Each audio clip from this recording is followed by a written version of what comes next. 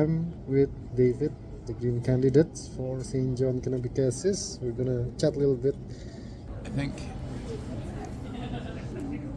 well, first of all, I mean, it's you want to be on the right side of history, right? Like the situation in Palestine, obviously, over the last year and a half, has taken a turn from a slow burning colonial project into a rapid end game type of situation. It's complicated because it is an international issue, and a lot of people would say, why are we concerning ourselves with this so much? We have our own domestic problems here, but our problems are tied up in our relationship with other countries and the way we want to develop economically. So we have to be consistent, I think, in standing up against injustices elsewhere in the world, especially when they're perpetrated by countries that we consider to be our allies, that we would say we have similar goals, we have similar policy points. When we have our own legacy of colonialism and genocide in Canada, that was the basis of a lot of what our country is now, that we're trying to deal with through the truth and reconciliation process. It's not a struggle that's completely separate from our own politics here.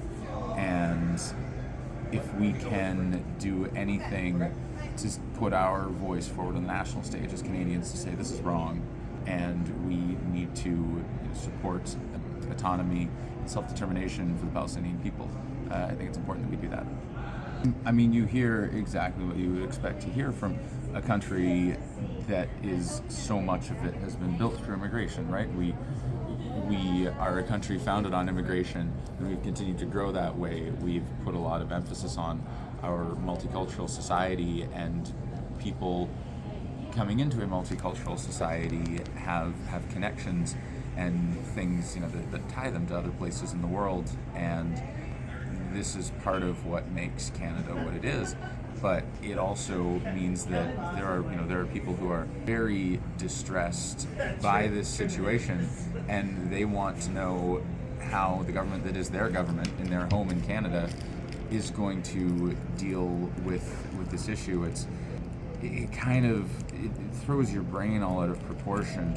Because I just recently lost a family member, and so I'm going through this process myself at home and very close to home, and then I'll talk to community members who have family in Gaza and who have family in the West Bank, and they'll say, oh yeah, a week ago, handfuls, several, or like yesterday morning, several of my close extended cousins or something, several of my family members were killed, and it's very difficult to hear this, and you're reminded that the world is a very small place now, and people really want to know that our government is going to do whatever it can to stop the suffering, the destruction that's going on there, rather than have this. I think they're concerned about kind of the flip-flopping approach that the Trudeau government took and that Carney is continuing to take, where just the other day he said in response to a protester, he said, yes, I know, in square brackets, that there is a genocide happening. He didn't say those words. He said that's why we're having an arms embargo, and then he walked those comments back, and Trudeau paused or blocked certain arms shipments and then approved them later on. And so people really feel that they're being lied to, quite frankly, right, by their government. They're being dishonestly led on in exchange for their political support. They want to know that candidates are actually listening to them and actually agreeing with them on the actions that need to be taken to stop the destruction and the genocide. I mean, Canada is a country, we don't vote governments in, we vote them out, right? The shift in the polls towards Poilievre was never necessarily a show of support for him on a large scale. It was this extreme dissatisfaction with the Trudeau government, and now with the change of leadership on the Liberals, they're moving again, and they're kind of voting Poilievre out without ever having voted him in.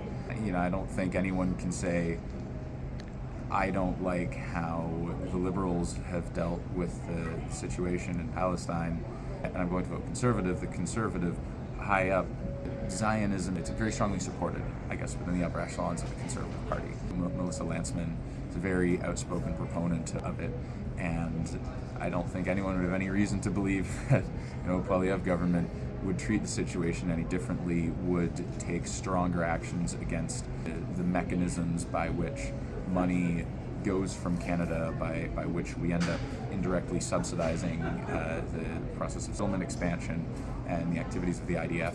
I think the Conservative government is much more aligned with the ideology of development will happen whether the people involved like it or not, right? That we're going to push more pipelines through on Canadian land, where whenever they make references to consultation, it's more a rubber stamping of, well, look, we'll consult with you to find out what you want here, but this project is going to happen. Like, opposition is not an option, right? In the same way that consultation towards a two-state solution or towards an integrated country in the Middle East was never really an option. It was, here is what we want to have happen. We want to expand the settlements. We want to take back Palestinian territory and incorporate it into the Israeli state.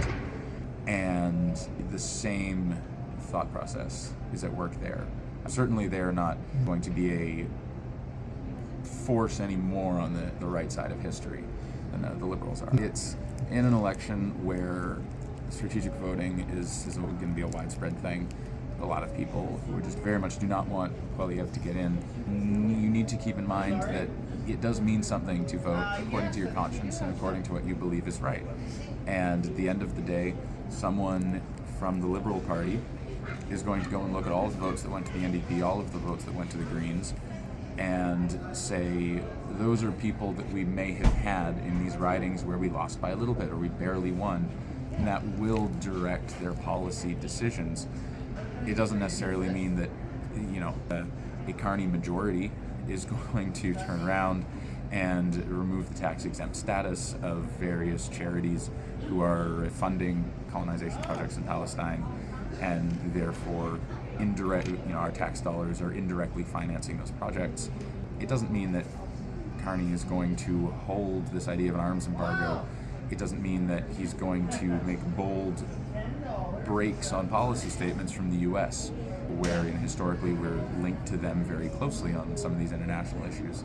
But to vote for the lesser of the two evils, at the very least, it doesn't send a message about how that evil could be less evil. So are we going to be better off if nobody hears that message? Probably not. And so, people should stay open to voting with their conscience and putting political pressure on the people looking at the vote totals at the end of the day. And, have them see, look, people voted this way because of this issue. Sort of increasing the reach of the Palestine platform, I think is good, because I think that makes it clear why so many people may choose to vote Green instead of Liberal.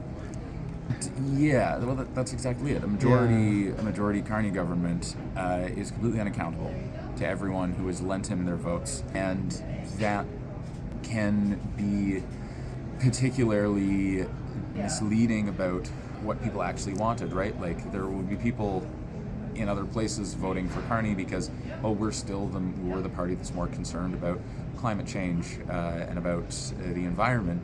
But here we have Wayne Long, who has been a proponent of building more pipelines as long as he's been in government here, and he's very adamant on that now.